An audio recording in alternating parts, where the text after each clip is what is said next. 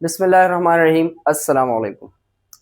आज हम पढ़ेंगे डील को देख ले, उस एग्रीमेंट को देख ले तो हमें समझ में आएगा कि ग्लोबल जो कॉम्प्लेक्स इंटरेक्शन होते हैं among and between the states वो क्या होते हैं। उसमें इकोनॉमिक पिक्चर्स भी शामिल है। उसकी उस ट्रीटी या एग्रीमेंट का अगर आप बैकग्राउंड देख ले, अगर आप उसको एनालाइज कर ले तो उसमें हिस्टोरिकल पिक्चर भी आपको मिलेगा, उसमें आपको इकोनॉमिक पिक्चर भी मिलेगा। It's a big picture, you cannot avoid or simply without that it couldn't be happen।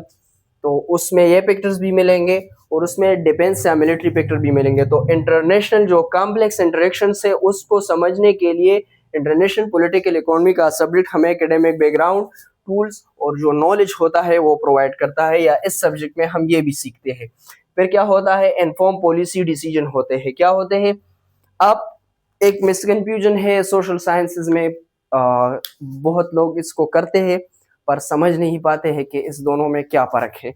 वो मैं आपको समझाता चलूँ कि मैंने इस लेक्चर में आप सुनेंगे मेरे से, देखेंगे आप कि मैं बार बार पॉलिसी डिसीजन का लफ्ज़ इस्तेमाल करूँगा, पॉलिसी मेकिंग का लफ्ज़ मैं कहीं इस्तेमाल नहीं करूँगा।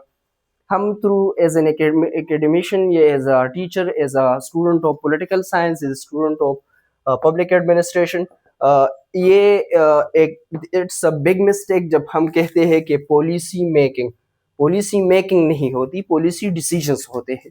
तो पॉलिसी मेकिंग और पॉलिसी डिसीजन दोनों में ज़मीन आसमान का फ़र्क है, दोनों में बहुत ज़्यादा डिफरेंस है। तो टर्मिनोलॉजीज को as a student of political science, as a student of public administration, as a student of international relations, आपका फर्स्ट प्रायोरिटी क्या होना चाहिए कि आप इवेंट्स के बजाय, हिस्ट्री के बजाय, थीरीज के बजाय क्या समझे, टर्मिनोलॉजीज को समझे, सब्जेक्ट्स के बेसिक टर्मिनोलॉजीज को समझे। अगर आप बेसिक टर्मिनोलॉजीज को समझते हैं, उसको जानते हैं, उसके बारे में आपको नॉलेज है, तो सब्जेक्ट को सीखने में, समझने में बहुत ज़्यादा आसानी होगी, क्योंकि ये वो सब्जेक्ट है जिनमें के टर्मिनोलॉजीज का गलत इस्तेमाल बहुत ज़्यादा कॉन्सेप्ट को नुकसान देता है, कॉन्सेप्ट की डायनेमिक्स को चेंज करता है। तो इसलिए आप टर्मिनोलॉजीज को ज़्यादा फोकस करें। अच्छा, तो क्या होता है, इस सब्जेक्ट को पढ़ने से हमें क्या होता है, या इस सब्जेक्ट में को समझने के बाद हम क्या करेंगे, टू नेविगेट ग्लोबल अनसर्टिनिटीज।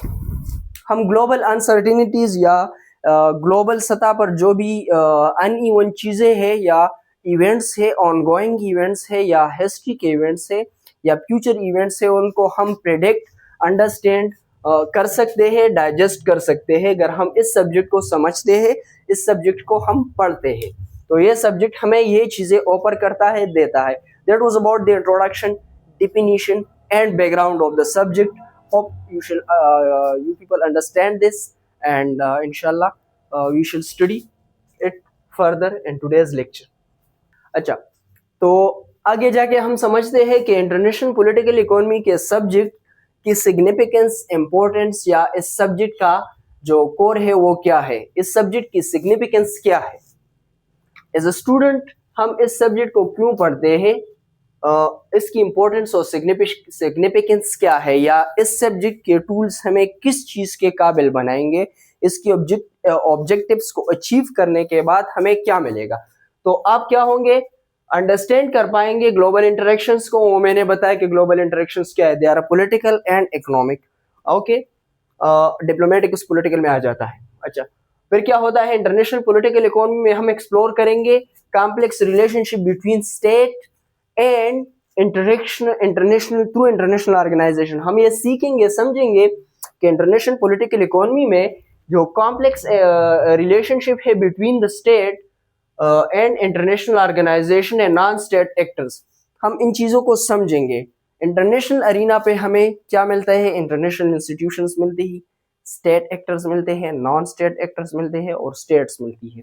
इस पे हम एक अलग क्लास लेंगे कि नॉन स्टेट एक्टर्स क्या है और स्टेट एक्टर्स क्या है। फिर हम ये समझेंगे कि एक्टर्स ऑफ द पीस क्या है और एक्टर्स ऑफ द इसके अगेंस्ट जो है वाइस वर्सा है वो क्या है या कौन से है।